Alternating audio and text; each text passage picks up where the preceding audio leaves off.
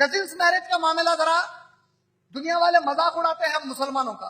Cousins marriage مانے خلیرا بھائی خلیری بہن، ممیرا بھائی پھپیری بہن یا پھپیرا بھائی ممیری بہن. اسلام نے اس کی اجازت دی ہے. تو جو لوگ اس کو نہیں مانتے ان کے حساب سے اس سے بیماری ہوتی ہے. اسپائنا فبڈا اور سسٹک فائبروسس، یہ دو بیماریاں لوگ کہتے ہیں. اگر خلیرے ممیرے پھپیرے اور پھپیرے ممیرے کریں تو یہ بیماری والے بچے پیدا ہوتے ہیں. لیکن ایک سائنس کا جرنل ہے، دا جرنل آف جینیٹک ایکسپلینیشن، 2002 کے اس کے شمارے میں اس نے بتایا کہ جو لوگ رشتہ داروں میں شادی نہیں کرتے اور باہر شادی کرتے ہیں اور ان کے بچوں کو بھی یہ جو بیماری ہوتی ہے سسٹس فائبروسس اور اسپائنا فبڈا، یہ بیماری ان کے بچوں میں اور خلیرے ممیرے میں اگر دیکھیں تو صرف 1.5 سے 2% ان میں زیادہ ہے. اتنا کوئی بڑا فرق نہیں ہے جس کی بنیاد پہ یہ کہا جائے کہ یہ شادی کی وجہ سے یہ بیماری آ رہی ہے. یہ کون کہہ رہے ہیں؟ مسلمز نہیں. سائنٹیفک جرنل جو یو ایس اے میں شائع ہوتا ہے، 2002 کا ایڈیشن. ایک اور ڈاکٹر بیٹلز، ایک امریکی ڈاکٹر اور جینیات کا سائنسدان ہے، جینیٹک سائنٹسٹ ہے. یہ سائنٹسٹ ڈاکٹر بیٹل کہتا ہے اکثریت جو خلیرے ممیرے کے رشتے کا انکار کرتی ہے یہ صرف افسانہ ہے. ان لوگوں نے اس کو غلط سمجھ لیا، اس لیے کرتے ہیں. اگر یہ بیماری وجہ ہے تو ہنٹنگٹنز ڈیزیز بول کر ایک ہوتا ہے.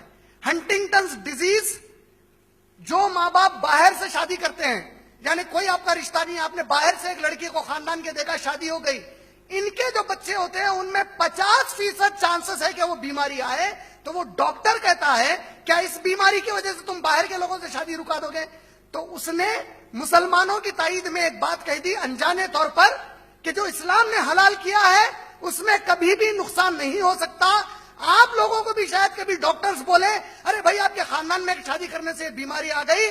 اگر آپ کے دماغ میں یہ بات آئی کہ اسلام کے کسی حلال کیے ہوئے چیز سے، غور سے سنیے یہ جملے کو سنیے اور تقریر ختم ہونے تک بھائی اور پوری بہنیں یاد رکھیے، اچھا غور سے یاد رکھیے. آپ نے اسلام کی کسی بھی تعلیم کو جو قرآن یا حدیث سے ملتی ہے اس کے بارے میں سوچا، شک کیا کہ اس سے کچھ نقصان شاید ہو سکتا ہے، آپ اسی وقت کافر ہو جائیں گے.